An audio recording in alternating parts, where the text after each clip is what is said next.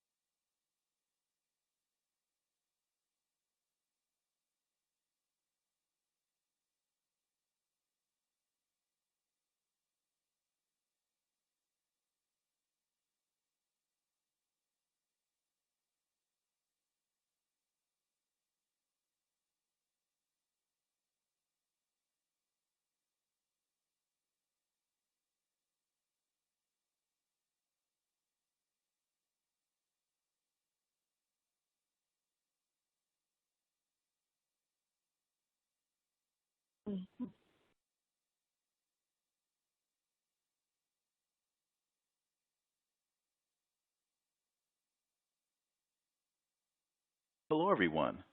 Thank you for attending today's.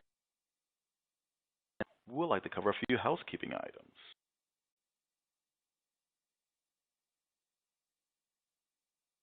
At the bottom of your audience console are multiple application widgets you can use. You can expand each widget by clicking on the maximize icon to the top right of the widget or by dragging the bottom right corner of the widget panel. An on-demand version of this webcast will be available one day after the webcast using the same audience link to join today's event. A copy of today's slide deck is available in the Resources widget, indicated by the green file icon. Please note, we have just updated the slide deck, so please refresh your browser or press F5 to get the most updated get the most updated resource. If you have any questions during this session, you can click on the purple Q&A widget at the bottom and submit your question. You can submit questions anytime during the webcast. If you have any questions or technical difficulties, you can click on the yellow Help widget at the bottom. It covers common technical issues. You can also submit technical issues via the Q&A widget. Please note, most technical issues can be resolved by pressing F5 or Command-R on Macs. We'll be using the group chat feature, which is represented by the blue chat icon. During the presentation, we will take pauses for think time. You'll be asked to respond in a group chat. Your responses will not be associated with your name or organization. We will also pause for polling questions throughout the presentation. The polling questions will pop up on your screen as a separate window. You may move those windows anytime.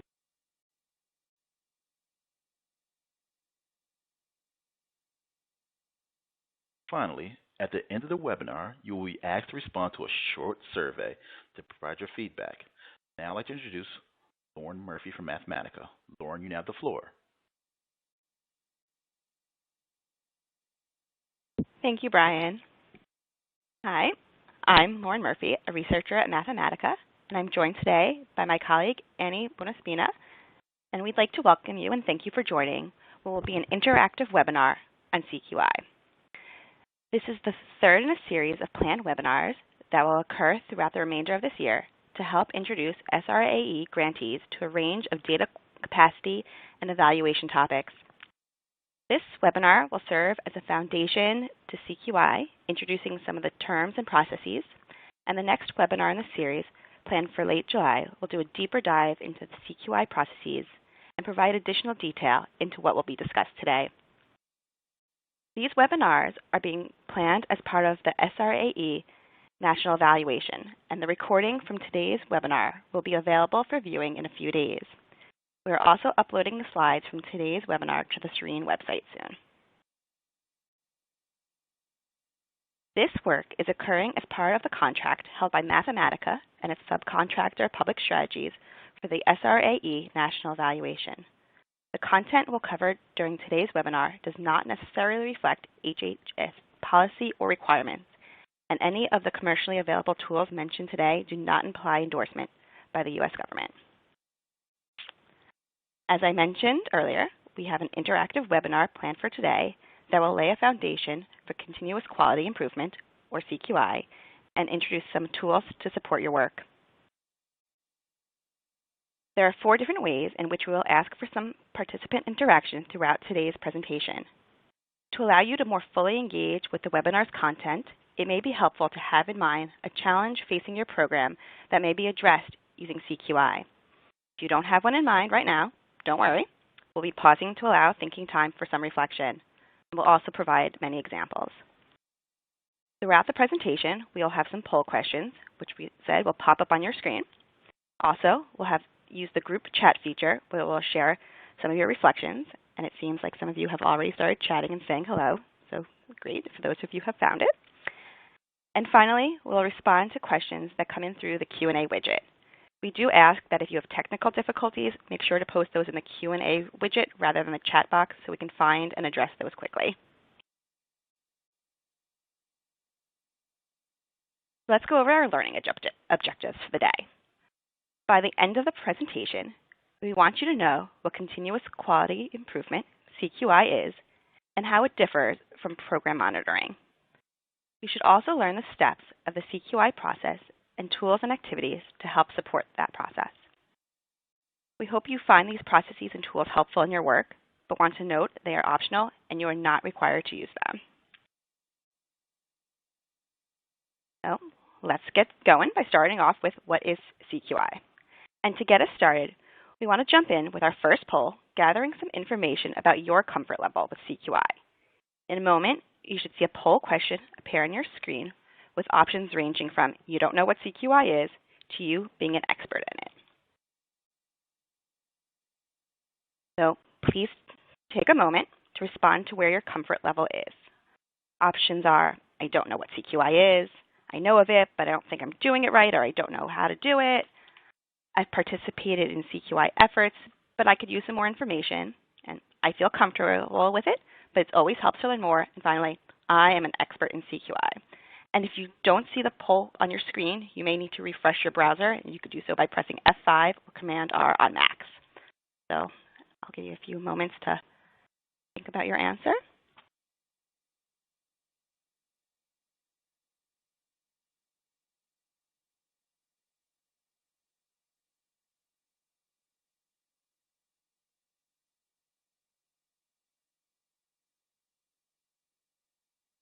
I just want to give everyone time to make sure that they can find it. Time to respond, as it is our first poll of the day. There will be more, so you'll get more comfortable with responding to these.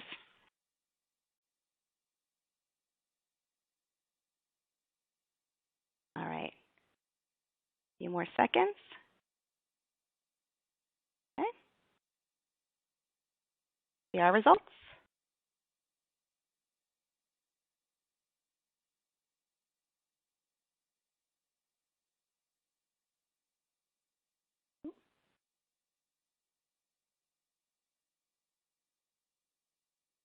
All right, so it looks like we have a lot of variability here.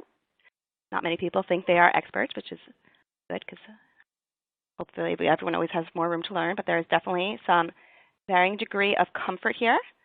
So to get us on the same page, start off by defining what CQI is for us. So we are defining CQI as ongoing processes that help you identify and analyze both strengths and challenges. Processes are then used to implement, test, and refine solutions for those challenges, which will ultimately help strengthen your program. So you may be asking yourself, how does this differ from what I'm doing to monitor my program? Program monitoring is documenting what is happening. It's looking across different aspects of your program to understand and possibly report on different metrics. This could include things like staffing, training, attendance, engagement, and much more. And performance monitoring can be part of CQI, but CQI is taking it further. It's using that information to help improve programming. CQI is data-driven with high-quality data, some of which you may be collecting through program monitoring, as I mentioned before, and some of it may be just for this process. Now, a key part of CQI is the C, or continuous component. This is something you want to keep doing on an ongoing basis. With CQI, you are collecting data and looking at it continuously to identify ways to improve. This involves regular ongoing meetings with your implementation team, which I'll discuss in a few slides. And you'll see shortly in our CQI cycle, it's iterative. You will learn and try to improve and start again to keep improving. You keep pushing the status quo. That brings us to our cycle. And you may be familiar with some of these steps on the process, or you may hear us explain it and think to yourself, oh, well, I've heard that's called something else before. And that's fine. We acknowledge there are some different terminologies, and we'll go through each of our steps, defining them along the way to make sure that we're all using the same terminology. So we'll start off in the center of our cycle with our implementation team, which really steers the process. Then our presentation is really going to walk through each of the remaining steps: planning, strategy development, testing, assessing, and implementing. And remember, CQI is a cycle. This is going to repeat. Right, first off, we're going to start out with the implementation team. The implementation team is at the core of your CQI process. They help identify challenges and champion your solutions and implementation. The team should help increase buy-in from other staff members. Now, before we dive deeper into the details, we want to hear from you through another poll. We want to know, do you have a designated CQI implementation team?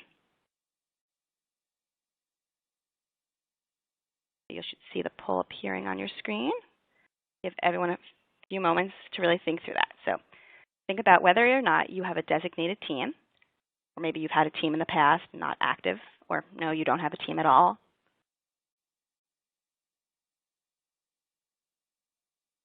Once again, just give everyone a few moments to reflect on this, really think about maybe you haven't used this terminology before, but maybe you really do have an implementation team and you just call it something else. So give everyone some reflection time on this.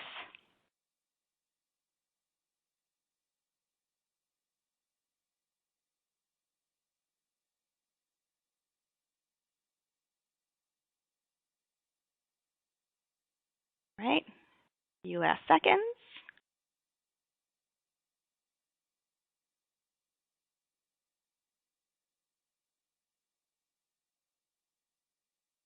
All right, so it seems like a little over half of you have not had a team. Some of you, a third, have had an active team, and some of you have in the past, but not currently active. And that's fine. Hopefully, maybe after this webinar, you might think about, okay, how can I set up my implementation team? And for those of you who have had a dedicated team, we want to hear from you now. So using that chat box, we want to know which staff or other stakeholders are on your CQI implementation team or have been on your team before. Remember, this is the chat box, not the Q&A widget. The chat box allows others to see your responses. That way we can all interact and learn from each other and see who is included in your implementation team.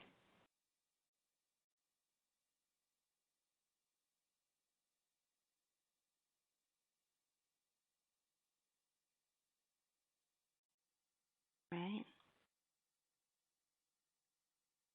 All right, here we go.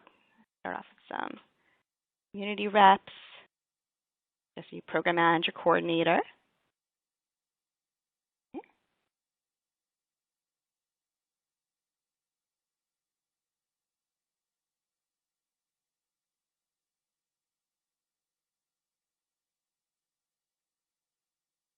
We've got some data managers, health educators. All right, here we keep going. Someone's saying they don't have a team, but who should they include? Great question, and we're going to make sure we touch on some of the staff that we should include. We've got consultants, evaluators, data. Okay, we are seeing a nice range here. Data departments, facilitators, or evaluation team, program staff. All right, so if you want, I'm going to keep moving along, but keep those coming as you think through them. So we saw some really great examples, and from what we saw, there's a large range of staff listed, which is great.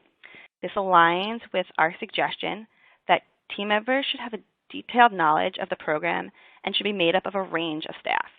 This can include frontline staff working directly with program participants and partners, includes program leaders, and since this process is data-driven, we recommend data and evaluation staff. I see someone saying participants. Participants, yes. So hearing from the participants themselves is a really great way of getting them involved. And also having a mix of staff will help with the CQI process. They'll be informed and carried out by staff with varying knowledge and perspectives. And really, the implementation team is responsible for actively supporting the implementation of your program. Although the team should include members with different roles, an implementation team should be a core group of staff, and really ideally at least 3 to 5 people who have adequate time to dedicate to this role. All staff might be involved in different CQI efforts, and you'll definitely want staff buy-in, but the implementation team really oversees and manages the process. Also, keep in mind the team is not an advisory group, but rather a team that is actively and regularly involved in program implementation. So you want to be sure to set some expectations. You want to meet regularly and frequently to discuss staff and organizational needs for the program. Be clear to outline participation and communication expectations. Figure out how this works best for your team and program. Especially now, this may be changing in terms of what meetings and communication may look like, so be flexible and update expectations as needed. You should also identify and designate clear roles for the team. You want to designate a team leader that oversees and organizes the CQI process. Decide who are the key staff that will help develop improvement strategies and monitor the implementation and testing. As we noted, this work is data-driven, so decide on the data manager who will oversee the data collection and analysis. Also, you may want to name someone as a training or technical assistant supervisor, a person who is a support for staff implementing these strategies. So we mentioned it's important to get staff buy-in for the CQI process, but recognize it can be difficult. That's why it's important to foster an improvement culture in your organization. This may mean moving beyond a compliance culture and to value data for learning and improving and not just to meet certain compliance numbers. This looks like staff at all levels using data, and the data is used to inform decisions. All staff at all levels are encouraged to ask questions and learn about improving. Fostering an improvement culture can be a challenge, but there are steps you can take to transform your organization's culture. Even though the implementation team is steering the CQI process, involve other staff in the process. Ask staff to contribute to the agenda by asking them what are some of the challenges in the program. What are some of their ideas for strategies to help resolve these problems? Engaging staff supports them wanting to be part of the learning process. And make sure there is transparency program-wide in terms of the activities and insights you are conducting. If you want program facilitators to implement a new strategy, give them insight into how you got them to that decision. This will help your team throughout the cycle. Again, we want to pause and I want to hear from you. So take a moment and think about how has your program encouraged an improvement culture? Please share that in the chat box. And if you haven't directly encouraged it, think about what steps you might do going forward. So give everyone a few moments to reflect on that. Eager to see what you all have to say.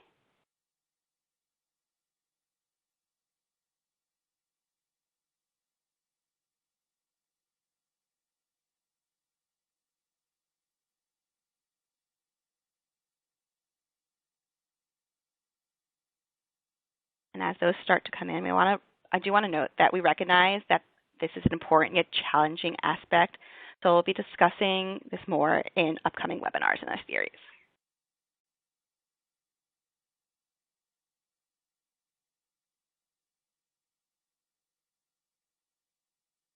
Okay, so things are starting to come in. Someone mentioned they do surveys and focus groups. And those are definitely ways of learning some information. Participants have given exactly the needed improvements and materials. Evaluations of the program.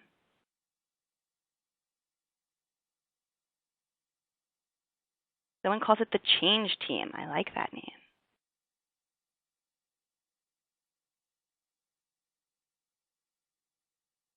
Someone's having weekly meetings, going over benchmarks and targets.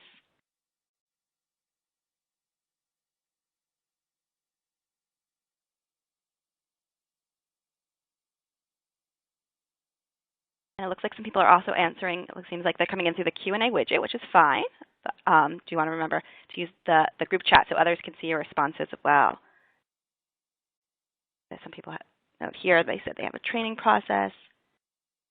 They're having discussions about how and what and how they're accomplishing their goals. Or urging feedback. Great. And remember that the improvement culture is really at the organization level. So I know some people are mentioning improving the program, and that is important. But they're really thinking now of that in culture of how you want to take on improving your program and to take on part of the CQI process. All right. So this is great to hear from everyone. Thank you for participating. So moving on. So now that you have your implementation team, what's next? Step 2, the planning.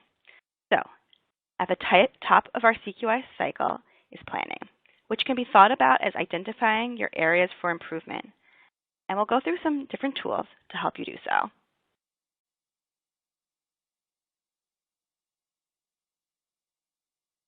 So one place to start identifying challenges is to set benchmarks to see what areas are falling below those targets.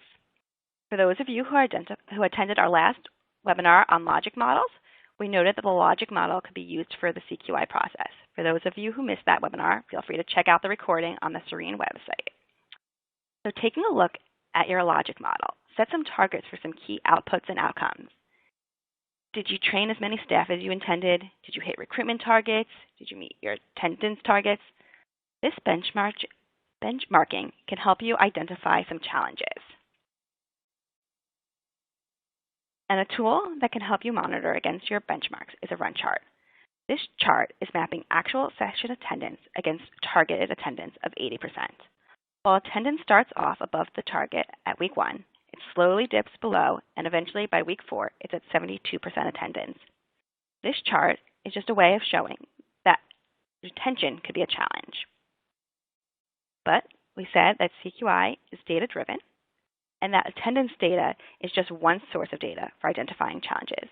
But you should be looking across multiple sources. Hearing from participants and partners in feedback surveys is a great way to learn what's happening from their perspective. You could also hold interviews or focus groups to get more detail. Observation and fidelity data can help you see where there could be direct service challenges. Pre- and post surveys can help you see if you're meeting your outcome benchmarks. And of course, hearing from your staff about where they think improvement is needed. And this can be done from what we call a rose, bud, thorn activity, which we'll demonstrate on the next couple of slides. So the rose, bud, thorn activity helps your staff find areas of strengths, the roses, opportunities, or buds, and the challenges and areas for improvement, the thorns. The way this works is that you would hold a meeting, either in person or virtually, and ask staff to start brainstorming the rose, buds, and thorns, and record those on some color-coded sticky notes.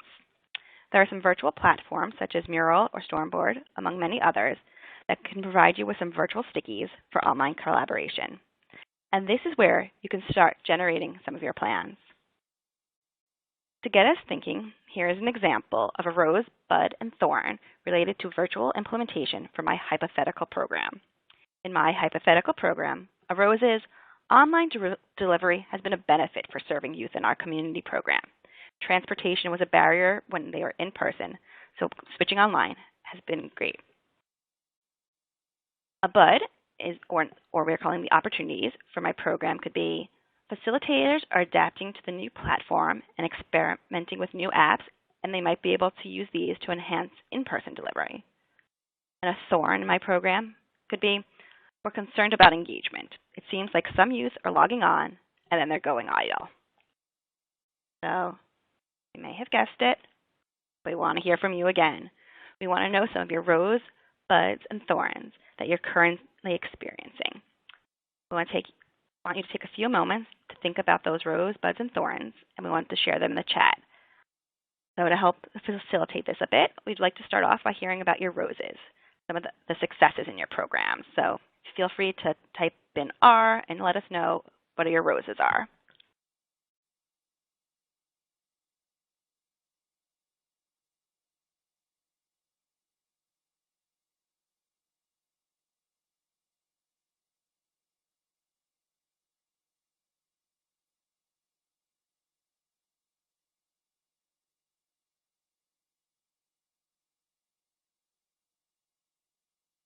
We'll wait for those to come in, but yes, keep thinking. Maybe if you're thinking altogether, your rose, buds, and thorns, if you would like to put it out that way, that's fine as well. Oh, we see our first rose. Oh, here we go. Processes are working great. Seem to be working. Schools are open. Youth are comfortable with technology and have adapted well. We have engaged partners.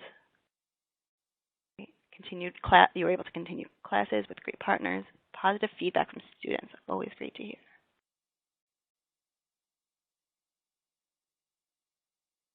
All right, so we're going to want to keep hearing from your roses, of course. We love to hear the successes, but now start thinking about some of those buds, some opportunities, maybe things that are going okay, but there's opportunities to improve. Maybe they're going to, maybe with some tweaks or some time, they might become your roses.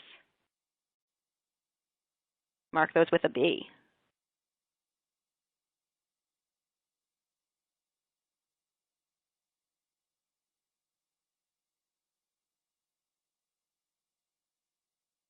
Showing up. Okay. So having recruitment is now low. Someone said, okay, they have their rose. They finally got into all the health classes, but is retention. They need to work on that. The virtual learning. Virtual implementation, yes, there's clearly a theme there. We all get that one. All right. So someone put the rose, bud, and thorn. They have rose successes, engaged programs. Bud is new opportunities due to COVID, but thorn is recruitment. Right. A lot of you are seeing that there are some opportunities here with switching to the virtual programming. Right. So now the trickier ones, sometimes, or maybe sometimes not so tricky, but easy to identify, are your thorns. So your T's. Where are your challenges? Where do you need to see improvement?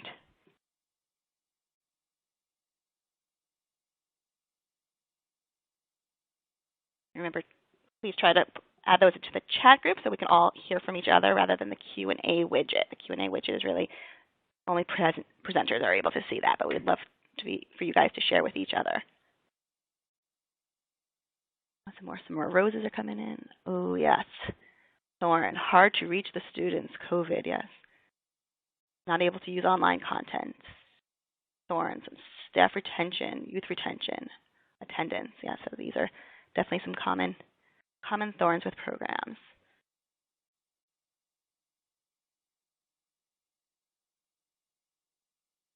Getting participants to complete the survey is a thorn. Yes, COVID, once again, thorn for many of us and all of us. All right.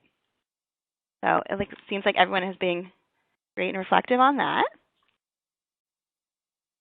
So we're going to keep moving along and help you then make use of these sticky notes. So you have a wall full of multicolored sticky notes, and you have to decide what to improve. You can't tackle all the thorns at once, so you want to work with your implementation team to prioritize. You'll want to figure out which challenge you want to improve first and discuss what criteria you may want to use to decide what is important to the program. And two tools that can work together to do so is affinity mapping and visualizing the vote. Affinity mapping is a great way to group common challenges into themes to help make sense of the rose, bud, and thorn brainstorm. Then you can vote as a way to gain consensus on a priority challenge or group of challenges. So to help demonstrate that, to Affinity Map, so you take a look at your wall of stickies and to start to organize these by themes. So then you want to start to look at what's in those stickies and assign some themes. So on an example here, we have partnership issues, lack of connection, parent engagement, and classroom management as some of our broader themes. And these are all very important challenges to address, but you need to decide what to prioritize first. So one way of doing this is to visualize the vote. You give each staff member a sticker, virtual or not, and ask them to cast their vote onto which overarching challenge area do they feel they need to tackle first. So you have everyone a little sticky. They stick it right onto your virtual whiteboard or onto your wall, and you see where you got the most votes. In our example here, staff seem to feel that lack of connection with youth is the most pressing issue to address. So we would move forward with this issue. But at the moment, this is still too broad of a challenge, so we need to break it down to figure out why facilitators are failing to connect with youth. And I'm going to pause here and pass the presentation over to my colleague Annie, who will provide some tools on looking at root causes and to walk through some of the remaining steps of the cycle. Over to you, Annie. All right, thanks. So we've just taken the time to brainstorm our challenges. These would be your thorns, potentially some of your buds. Your goal, of course, is to develop strategies to overcome these challenges. But before you do that, you need to ensure you fully understand the challenge. Because your identified challenge may actually be a symptom of a problem rather than the causes of it. So we're going to talk about root causes. This might be a little bit basic for some of you, but it sets up the rest of what we're going to cover today. So root causes are underlying drivers of a problem. You may identify, for example, program attendance as a problem, but poor attendance at a session isn't just going to occur on its own. It's a sign that you have some sort of underlying issue. So maybe it's because students have logistical barriers and it makes it difficult for them to attend. Or maybe it's because they don't find the sessions engaging, so they don't want to attend. So those problems obviously require very different solutions, which is why doing root cause analysis at the start is so important once you identify your challenge. So when you talk about root cause analysis, it's something that sounds complex, but it's really just a matter of taking the time to make sure you understand the problem before you jump to solutions. There's a famous Einstein quote where he says, if I had an hour to solve a problem, I would take 55 minutes understanding the problem and 5 minutes developing solutions. And that gets at the spirit of root cause analysis. One of the best ways that you can investigate challenges is probably just to talk to people. So if you have attendance issues, you should and may already be talking to your participants to learn more. So of course, you're going to talk to those who aren't showing up because you want to understand their barriers. But you might also want to talk to those who are showing up to find out what keeps them coming back. You can talk to your facilitators. So what patterns do they notice? Is it the same few participants who don't show up, or does it vary from session to session? Another place you can look is your data. So if you have sessions every day in a week, is attendance lower on a particular day? Or do you notice a drop-off at a certain point during your cohort? There are patterns you can look for to help you understand the problem more. And then finally here, we share a couple of tools that you can use if you have a CQI team or if you're just bringing your staff together to facilitate a discussion about root causes.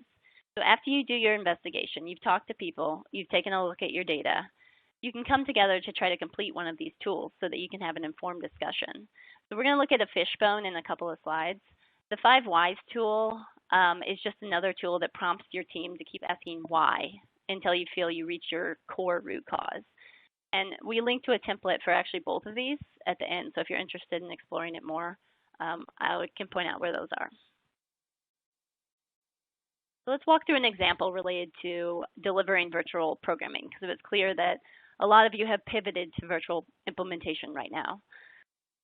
So our sample problem is that we have students who are joining sessions, but they're not engaging in the session. We can tell they're going idle at some point. So we need to figure out the reasons for that. Our strategy to investigate this is going to be to, 1, send out a short survey to participants to get their feedback about what's working and what's not with our new virtual program. We'll talk to facilitators to understand their perception about why students may not engage. And then we'll examine web analytics from the sessions to look for patterns in the data. So here's an example of a completed fishbone diagram. If you were facilitating a conversation with your staff to complete a fishbone like this, you might get a bunch of Post-its, bring your staff together, and ask them on a high level, based on what you know and what you've learned investigating this problem, what are all of the causes you can think of that might be driving poor engagement online?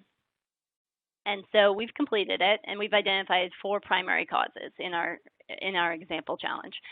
One, we think, is distractions at home, technology problems, lower accountability for participating online, and activities aren't translating well. So this is what our staff thinks the primary drivers are. So then you would want to probe them to break down each primary cause. So for less accountability, for example, why do they think there's less accountability online? So maybe it's because it's just easier for students to walk away in an online program than in person. Or maybe it's because there's less group cohesion, and so the students aren't holding each other accountable for participating in the program. Once you complete this activity, you should have a number of root causes. And so the next step is prioritizing which root cause you want to address first. So you might think about which are the most valuable leverage points. So which do you think will be most likely to lead to improvement related to your engagement issue if you were to develop a strategy to address it? You could also think about which root causes you're best equipped to address. So if we look at this fishbone and some of what we came up with, we could probably do something to try to encourage greater group cohesion, but we're obviously going to be more limited to address some of these causes like lack of privacy at home. Okay, so now we're going to get more into thinking time, and we want to reach back to the rosebud thorn activity that you just did. So what we'd like everyone to do is pick one of your thorns and take a couple of minutes to think about a few potential root causes of that challenge. And if you don't have your own challenge or you didn't come up with one that you want to use, we also have this sample challenge that you could use if you prefer to do that. And since we just went through an example for virtual, let's say that this is an in-person session challenge. So you're doing in-person sessions and your facilitators are having difficulty engaging young people in the sessions. So you can use that, or you can use one of the challenges you came up with on your own. And we do have a part 2 to this question, but let's just focus on the root causes right now. So I'm going to give about a minute to think about some early ideas about root causes.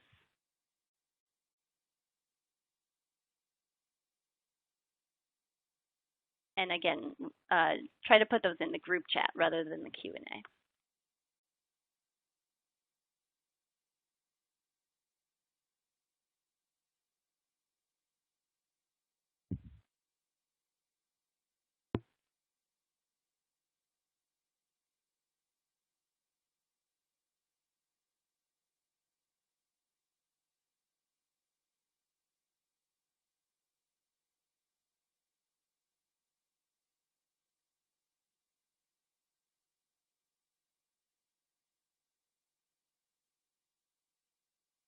Okay, so students uncomfortable with the subject matter. So I'm thinking that goes along with our sample challenge. So that's a good one.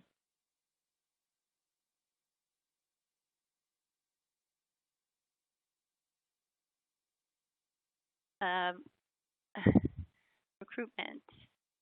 I saw an interesting one about recruitment. So methods for recruiters have become a little outdated. Meeting enrollment numbers. So yeah, due to COVID.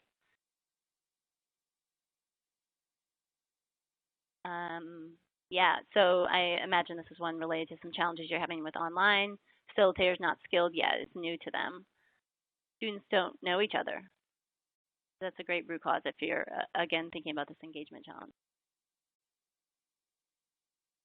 Language barriers. Yeah, so students don't want to be on video. Maybe that's not what they thought they were getting into. Home environment doesn't allow for participation. So yeah, that was one that we had noted for our fishbone. Maybe they don't have privacy at home. And let's see, virtual classes not as interactive with games and positive peer influence. So it's just seems like a lot of people are identifying root causes about virtual implementation not necessarily having all of the same aspects that you would have in your in-person session. Okay, so I want to move on to the second part of this question. So clearly you're all able to come up with some root causes just in having a minute to start thinking about that. But it's still important to talk to other people about a challenge because everyone's going to kind of have a different perspective on what's driving the challenge. So it's good to get a wide range of perspectives. So that leads to our next question. Who, for whatever challenge, whether you're using our challenge related to engagement or something else, who might you talk to learn more about that challenge? Yeah, and another root cause about lacking privacy.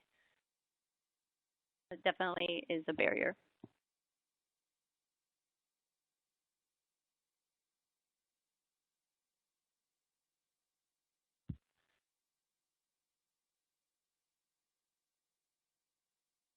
Yeah. So the young people, of course, are probably the first place to go. Especially, so if we're talking about engagement online, they can tell you parents or guardians as well. It's a good suggestion.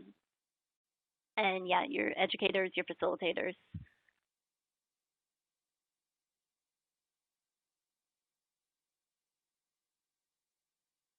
Administration or staff. So that's a good suggestion if you're delivering in a school and you're partnering with teachers, they might be able to give you some insights as well.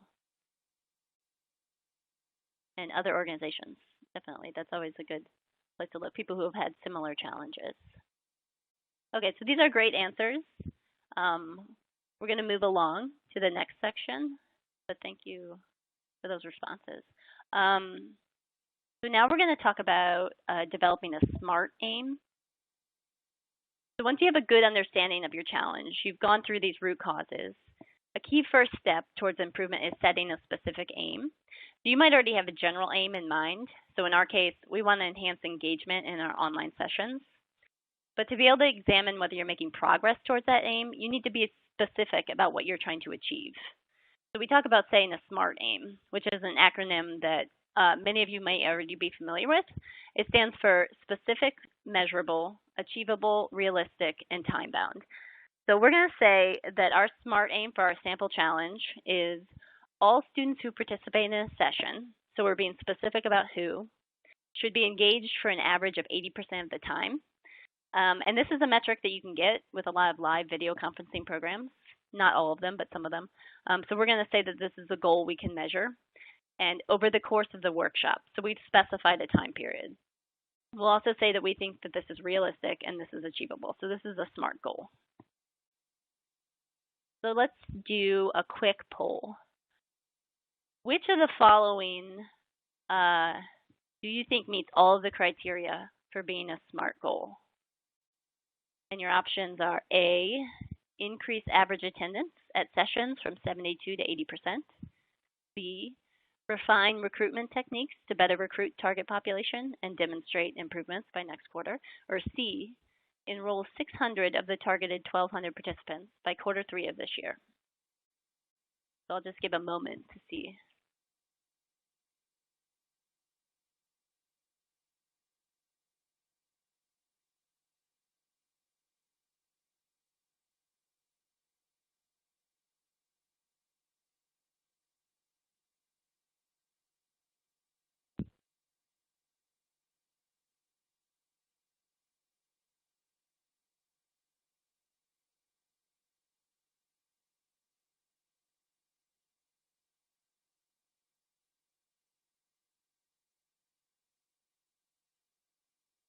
So maybe just a few more seconds if you.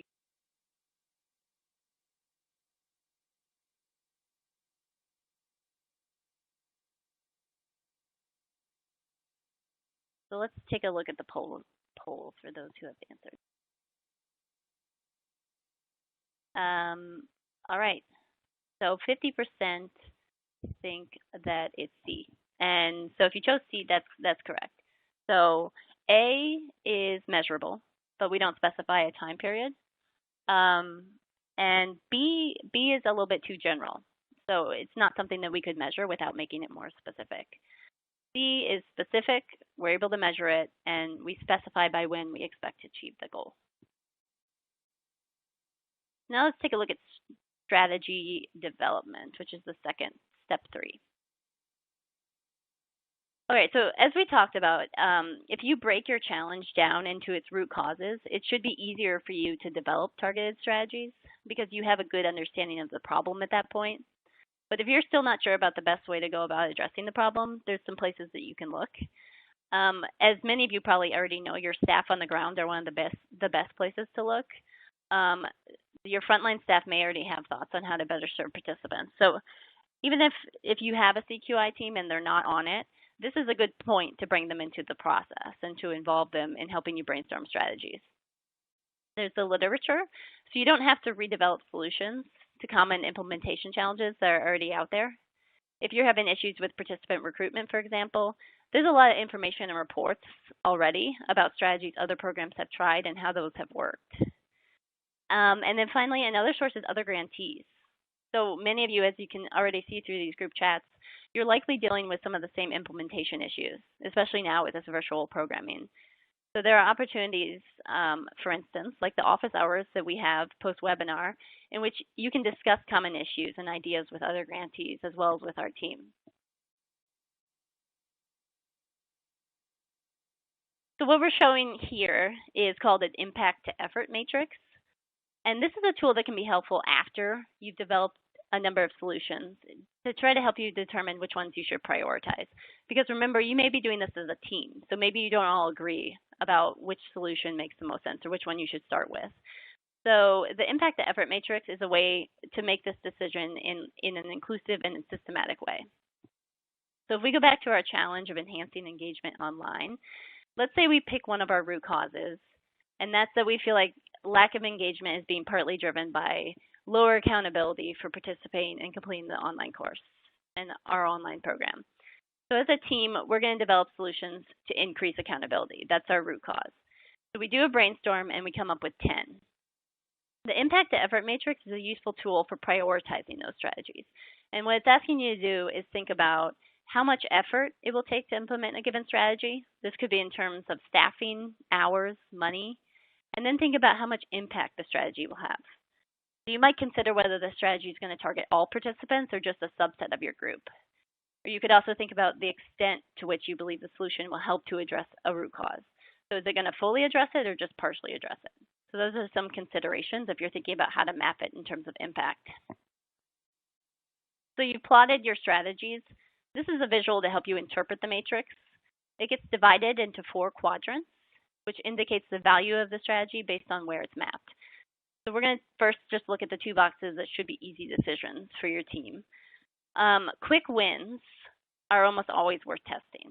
So if you plot something that you think will be high impact and doesn't take a lot of effort, these are almost always worth trying if you have the capacity to implement them. On the opposite end, you have your luxuries.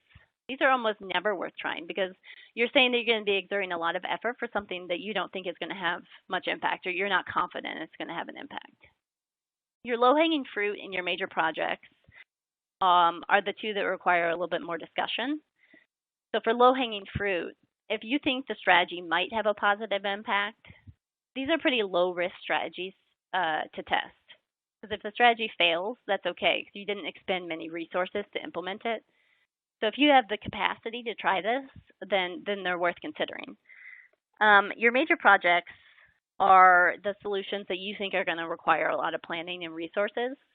If this is something that you think holds promise and it has the potential to address a key challenge for you, then it may be worth spending the time to plan with your team about how you're going to implement it. So now we're going to return to our sample challenge, which is, remember, lack of engagement online. So we developed strategies to increase accountability for participating in our online program. And let's say one of our strategies is simply to be more explicit during the first session about participation expectations.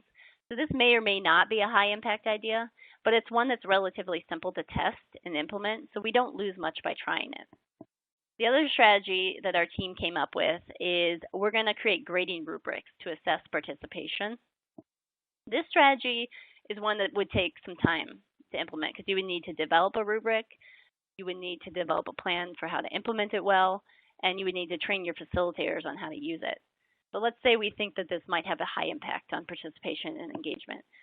So if we were prioritizing these strategies, We might start by testing the low-hanging fruit strategy because it doesn't take much planning to put in place. So we have a new cohort and we can try it out. And in the meantime, we would be working on assessing whether something like grading rubrics are even feasible or if that's something that our staff even feel like would be useful. So next, we're going to get into testing strategies.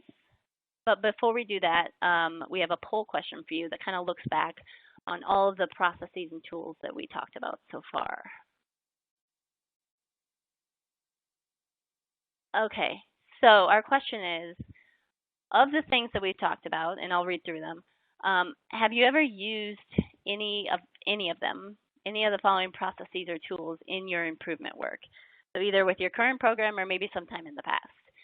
And so some of the things we talked about are setting benchmarks, the rosebud thorn activity to identify strengths and challenges, affinity mapping to group your challenges, to visualize the vote, to prioritize, root cause analysis to identify underlying problems, fishbone diagram or the 5 whys. Those are 2 tools we talked about for brainstorming root causes, or the impact to effort matrix to help you select solutions. We're interested in hearing from you whether you've used any of these tools. And this is a long list, so I'll give a second for everyone. This is also select all that apply. So if you've used a couple of them, then feel free to select as many as is applicable.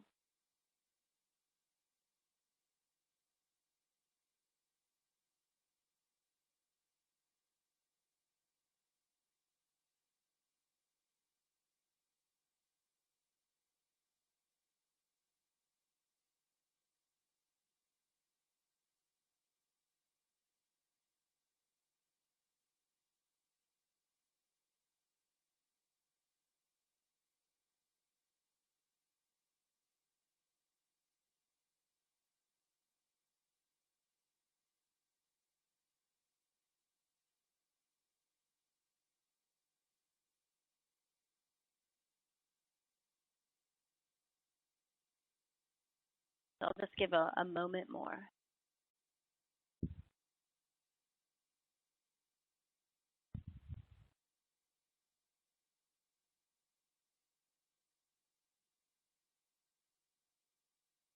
Okay, let's take a look at some of them.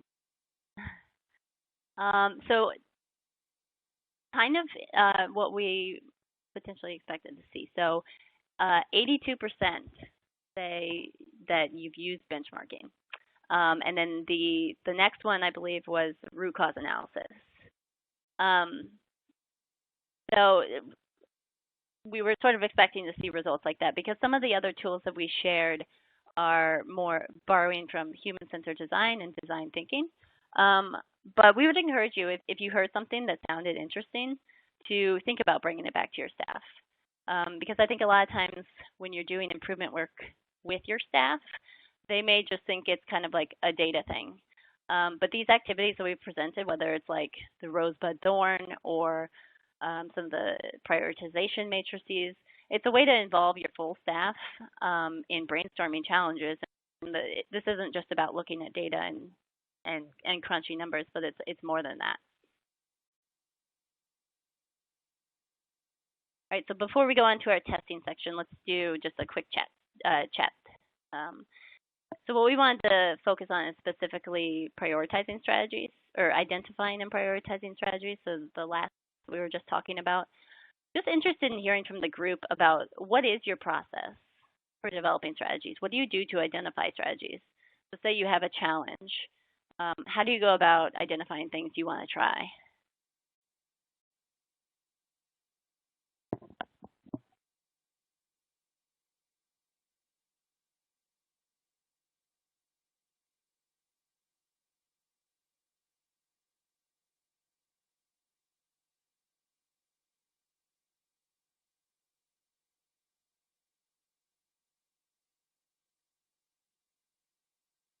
So you may be thinking right now, but I guess some things we would be interested in is who would you talk to if you had a challenge, or how do you develop ideas? So we borrow ideas from other programs. That's always a great approach. No need to recreate ideas. Using data, another great one. Looking at trends. So I'm thinking you were talking about program trends. So again, similar to sort of like looking at your data and seeing what makes sense. So these are all great.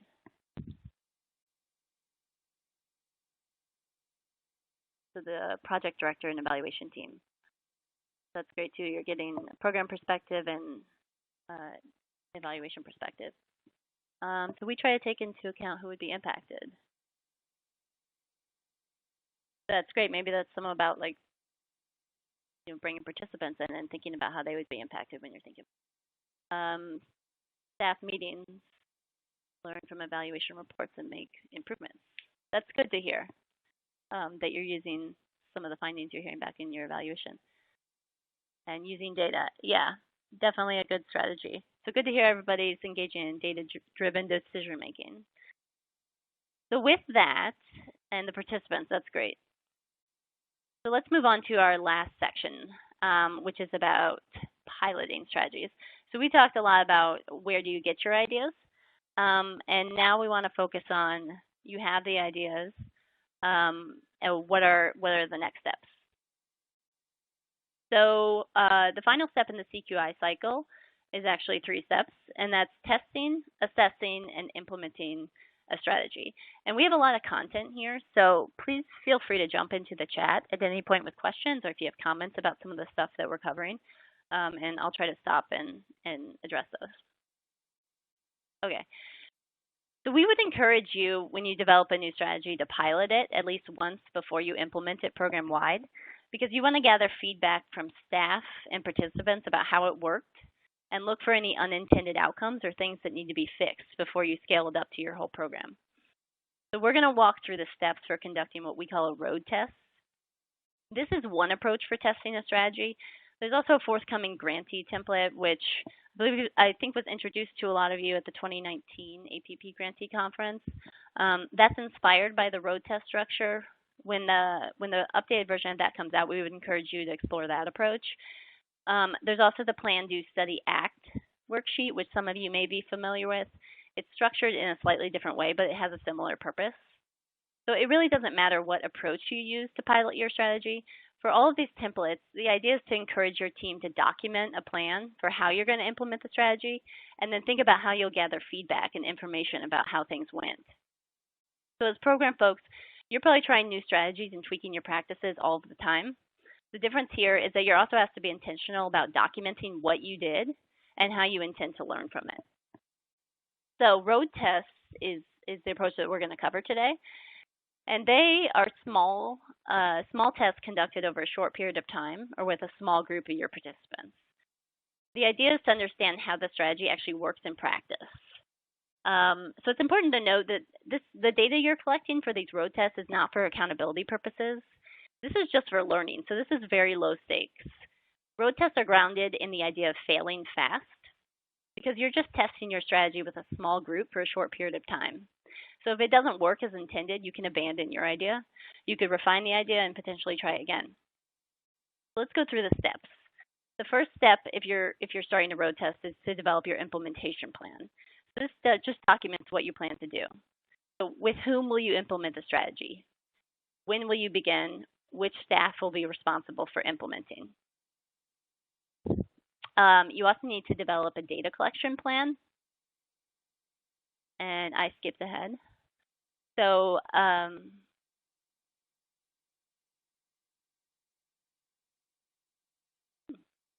okay. Step 2, I'm sorry about that. Your data collection plan. So what kinds of data will help you to understand how things work? Road testing is really like prototyping. Your main goal is to understand implementation. So when you're thinking about what data you need to collect, you may be looking at some short-term outcomes, but this isn't about assessing whether your strategy helped you to achieve your aim. So if you remember earlier on, we talked about setting a SMART aim at the beginning of your work. This is not going to tell you whether you made progress on that. This is about examining and refining implementation and seeing whether this strategy is even feasible, whether this is worth scaling up to your whole program. So you want to determine methods for getting feedback from staff and participants, and then potentially think about whether there are some short-term outcomes you could look at to see whether the strategy seems promising. We're going to look at an example in a few slides, but let me go to the slide that I skipped to. And that's the remaining step. So you've developed your data collection plan. Next, you want to conduct the test. So ideally, you're going to conduct a few road tests because you want to understand not only what works well, but what works well for whom and under what conditions. So you might need to test the strategy out with a few different groups. You also want to test a few times so you allow yourself an opportunity to refine and improve your strategy. So when you've sufficiently tested your strategy, if the road test demonstrates strong potential and you've worked out the kinks, you might decide you're ready to adopt it program-wide. And that would conclude the road testing phase. So now you're no longer prototyping, but you've implemented this new strategy as practice.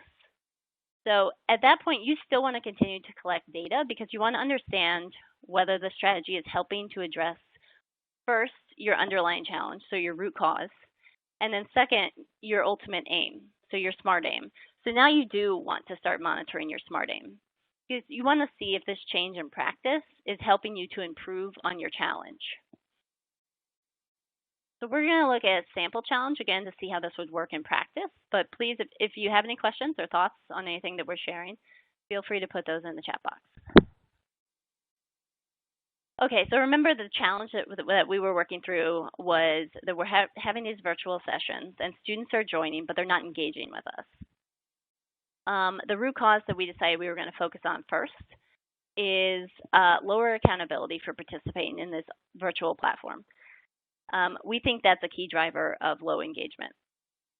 So one strategy that we had talked about is just to be explicit about expectations for program participation at the very first session. That was our low-hanging fruit strategy. We're going to add to this by also asking students to sign a pledge to commit to the program during the full course of the workshop. So it's a two-pronged strategy. So our plan for the road test is to try this out with one cohort. So we have a new cohort of students that we're doing virtual programming, and then we're going to gather feedback from them. So our first step in planning for implementation is to ensure that the facilitator is clear on what he or she should communicate about expectations. And they also need to know when and how they should be collecting pledges.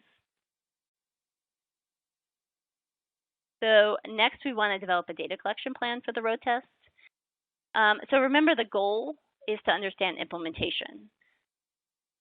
You may decide then to observe the facilitator. So you could join the virtual session. Did he or she touch on all of the key points? Did the facilitator explain the point of the pledges? You could review the pledges. So were you able to collect them from all students? Or if not, what were some of the barriers to collecting pledges? You could interview facilitators who implemented the strategy. So did they feel students were paying attention as best as they could tell?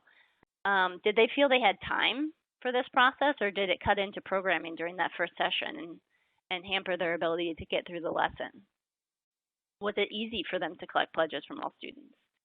And then finally, we're going to administer a short survey to students at the end of the session, asking them things like, were participation expectations clear to you? Or are they clear to you going forward? Do the pledges increase your sense of accountability for participating in this program? And if you're not sure if you would get an honest response to that, you could also ask, do you think the pledges will increase accountability for your peers in participating in the program? This is what a data collection plan might look like if we actually mapped it out. We have our purpose column first because we're being clear that this data is to support the road test and to assess feasibility, as opposed to monitoring the overall effectiveness of a strategy, which we're going to look at in a few slides. So you want to specify the data source that you're going to use, when it will be collected and how often, and who will be responsible for the data collection. So to just quickly take a look at our first one, which is observations of the sessions, we indicate this is going to happen in the first session of the cycle, and the program coordinator is going to be responsible for monitoring the facilitator. All right, so you carry out this data collection, and now you have data following your road test. Your goal in analyzing is to identify the strengths and challenges with respect to implementation.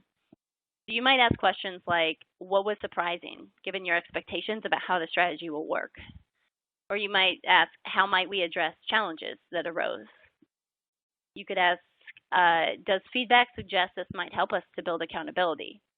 Because remember, part of our data collection plan is we're administering a short survey that will give us some early feedback on whether the strategy is helping students to be clear on participation expectations. So the survey will help us to understand whether the strategy holds some promise. So we look at our data, it looks promising. We feel like we've worked out the issues because we've done a few road tests. So we're going to implement this program-wide. Some of the alternatives to that, maybe it didn't work, or maybe we got really negative feedback, so we abandoned the idea. And then the middle road is maybe parts of it worked and we think it's promising, so we're going to refine and we're going to test again. But for our example, we did a couple of road tests, we like it, and we're going to adopt this. So that leads us to our final step, which is implementation. So first, we would need to communicate this new practice to all staff, which a lot of you are probably aware of already, so potentially train them on new processes and make sure everyone's on the same page. And then, as I mentioned earlier, it's important to continue to monitor progress. So we want to monitor progress towards our aim after implementation. So we would want to continue to collect some data to understand, first, whether this strategy enhances participants' sense of accountability, because that's our root cause that we're interested in. And then second, we want to track some engagement metrics to see whether after implementing this strategy, we've actually seen an improvement in engagement in our virtual program. So here's our fake data. So in this case, we've seen an uptake in engagement. So we're happy the strategy worked, or at least it seems promising. We're not establishing causation here because this is not a rigorous study. But the key is that we're continuing to monitor to see if engagement is still a problem for us after we've implemented this practice. Let's say, for example, we didn't see an improvement. That doesn't necessarily mean we abandon this strategy. If we feel this is a strong practice and students are responding well to it, for instance, in those surveys we collected, maybe we just need to try another strategy in addition to this one, because sometimes it takes more than one strategy to start to see progress towards your ultimate aim. So the idea is you continue to refine and tweak until you start to see progress on your aim. So I'm just going to quickly review the details of what would be our monitoring data collection plan. So in this case, we're monitoring this new practice. To monitor accountability, we're not going to continue to administer the short survey at the end of the first session that we were giving to students because we're no longer looking for that immediate feedback, and we want to minimize data collection for participants. But instead, we'll incorporate questions about clarity of expectations and accountability into our existing satisfaction survey that gets administered at the end of the workshop. So we can continue to keep an eye on whether students felt participation expectations were clear throughout this program. And then also, in that second row, we're going to continue to monitor engagement metrics to see whether engagement is improving or whether we need to do some more improvement work. Oops, and so I launched the next poll. So that was a lot of information that we just covered. And so we wanted to ask a poll to all of you, which is, have you used a process like this to test the strategy? So maybe it wasn't a road test. Maybe it was a PDSA cycle or something similar. Maybe you've just piloted and collected some informal data. But have you done anything like this in the past? And I'll give a few minutes to answer that.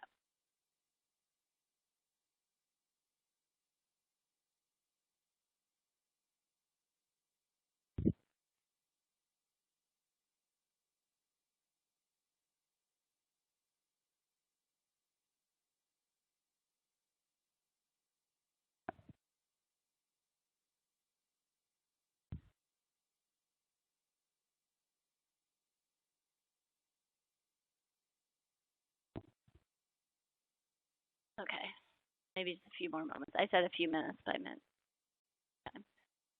So let's take a look at what you're all saying. So this is a yes or no. So about 2/3 have said no. Okay, so it's a new process for some of you.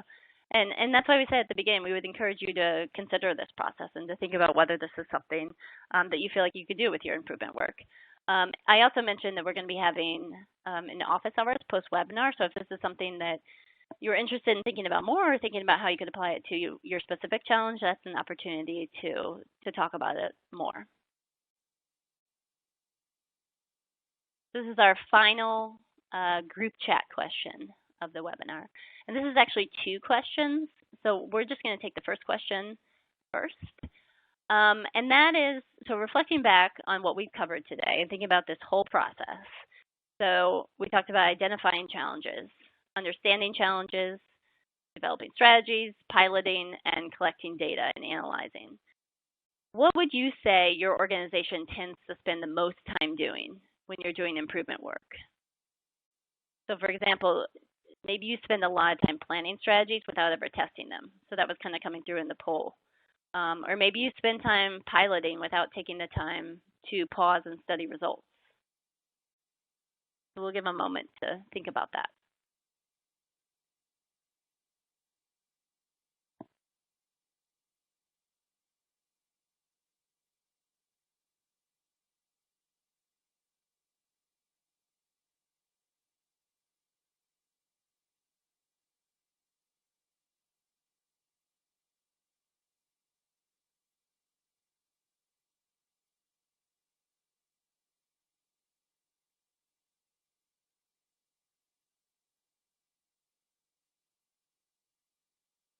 Planning and implementing. We spend the most time doing those. Skip road tests and just go full bore. So maybe you got some ideas this time that you'll think about potentially doing a pilot. Reviewing evaluations from students. That's great. Planning, assessing each site, making sure we have everything in place.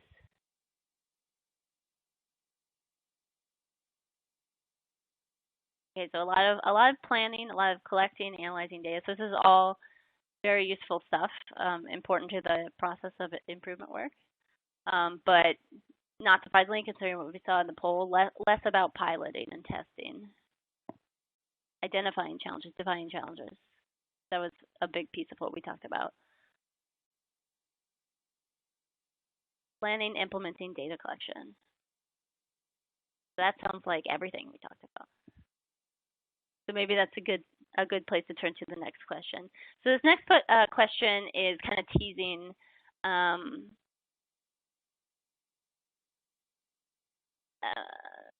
just wanted to acknowledge this long one. So we don't spend enough time understanding challenges, which I think could help us develop more and better focused strategies. That's a great point. And more time analyzing the results from a pilot test. Great. Implementing past results. Okay, so now let's take a look at this next question, which we put this one in here because, as Lauren sort of mentioned at the beginning, we're going to have our next webinar in July that's going to focus a little bit more on measurement. So we were just interested in hearing some thoughts for you. What data do you think you could use to support testing a strategy if you were going to do a test like this? Maybe you could think of a specific strategy in mind, or just generally, what data do you think you could pull from?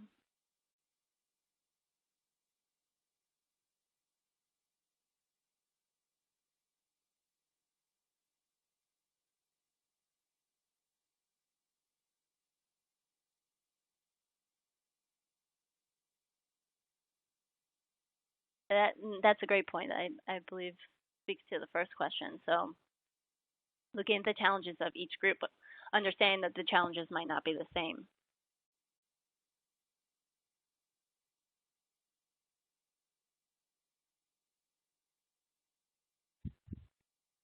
Oh, great. Human-centered design surveys. And yeah, participant results, definitely. Families, comparison data. Yeah, that's not something we really talked about today, but absolutely.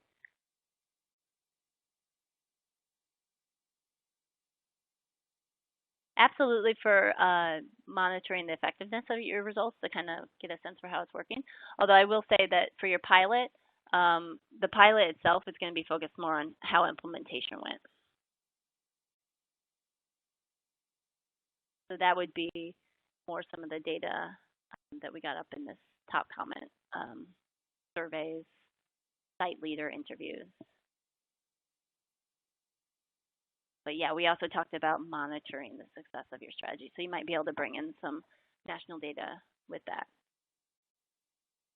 Okay. Well, thank you everybody for your thoughts really throughout this webinar. It's been great participation. So I think Lauren and I are both happy about that. And now we just wanted to take some time to answer any questions or comments overall that you might have had.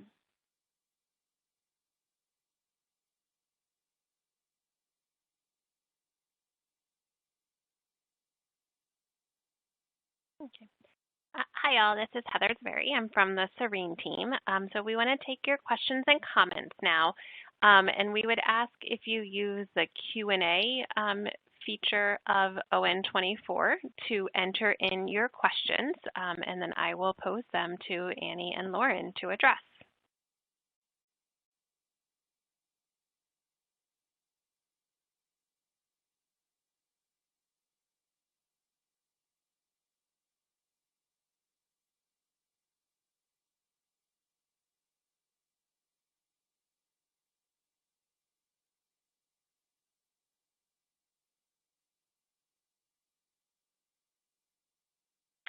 We'll give folks about another 30 seconds or a minute. We haven't gotten any questions yet, but if you have a question, please feel free to enter it in, and we will make sure it gets addressed before we wrap up today.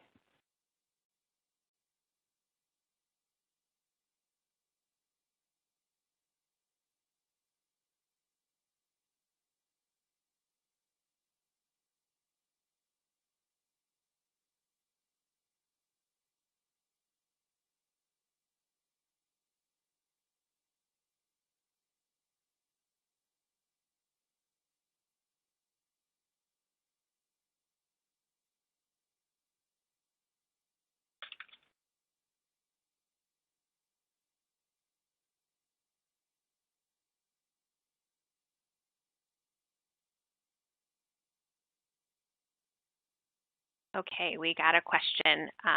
Lauren and Annie, the question that just came in is, when developing your CQI team, are there specific people that you definitely want to make sure you involve in your implementation team? Sure, I can take that one. You said that you'd want to definitely include a range of folks. So you want varying perspectives in this. So you definitely would probably want to have some frontline facilitators in the team, really, to get that perspective. You want probably some program leaders and definitely someone, a data manager of some sort. So we said this is definitely data-driven, so you want to make sure you have that. You can go about outside of your program, maybe if it's important for you to include partners, if you think there's challenges there. It really, and remember, it's a core group, so 3 to 5 people that really are driving the process. And if there's not someone that maybe is part of that core process, but you want to bring in for certain aspects, maybe you want some more staff or participants to be part of your identifying the challenges. Maybe you want them to give them a vote on prioritizing strategies. That's a great place to bring them in. But remember, the implementation team is really a small core group that's driving the process. So you want a range of staff, but there's not necessarily someone you need to have on the team, but you really just want that range of perspectives. And depending on what your program looks like, that might vary for you. Thanks, Lauren. And a further question about that is, what about including parents or youth who are in the program, or parents of youth in the program on the implementation team? That may be appropriate for your program, bearing in mind that you want their perspective as well, but is that a role that they can take on? And like we said, this is a frequent meeting. This is really driving your whole program.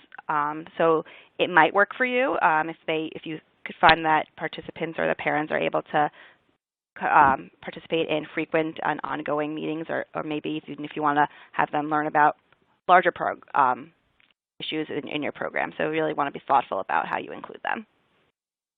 So maybe if you're not including them on the implementation team, there'd still be opportunities to include them in data collection. So you could still get input from them through data collection, even if they're not fully on the implementation team, right?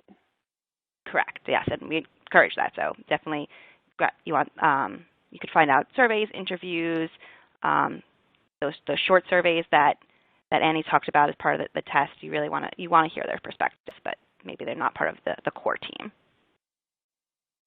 Thanks, Lauren. Thank you. And then we also have a question about how this information will be available following the webinar. And I will say that the slides and the recording from the webinar will be available 2 ways.